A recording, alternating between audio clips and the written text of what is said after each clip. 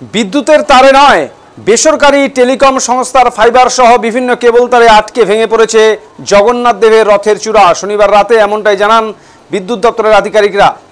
এদিন রাতে বিদ্যুৎ দপ্তরের দিনহাটা ডিভিশনের অ্যাসিস্ট্যান্ট ইঞ্জিনিয়ার দীপঙ্কর বৈরাগ্য এমনটাই জানান। তিনি জানান, এদিন এই ঘটনার পরেই খোঁজ খবর নিয়ে এবং সরজমিনে ঘটনাস্থলে গিয়ে খতিয়ে দেখা হয় এবং সেখানে দেখা যায় বিদ্যুতের তারে আটকে যায়নি সেই রথের চূড়া। সেখানে থাকা একটি বেসরকারি টেলিকম কোম্পানির ফাইবার ও বিভিন্ন কেবল সংস্থার তারের চূড়া আটকে গিয়ে দুর্ঘটনা ঘটেছে। প্রসঙ্গত, শনিবার ছিল জগন্নাথ দেবের উল্টো রথযাত্রা। দিনহাটা শহর সংলগ্ন বড় আটিয়াবাড়ি এলাকায় মাসির বাড়ি থেকে বড়নাচিনা শান্তিপাড়া এলাকায় নিজের বাড়িতে ফিরছিলেন জগন্নাথ দেব।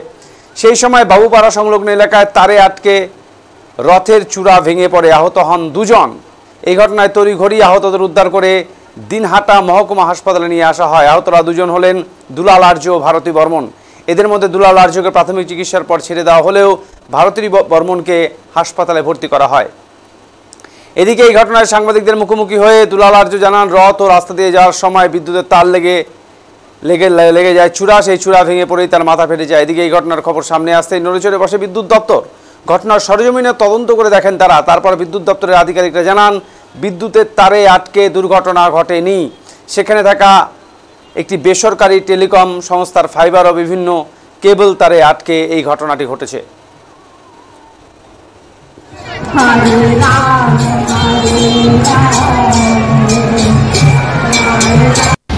বাবুপাড়া মাতালহাট রোডে আজকে বিকালবেলা এই ইনসিডেন্টটা শুনলাম এবং তারপর ঘটনাস্থল পর্যবেক্ষণ করে দেখলাম যে ওইখানে স্পেশালি জিও ফাইবার এবং বিভিন্ন টিভি কেবেল রোড ক্রস করেছে।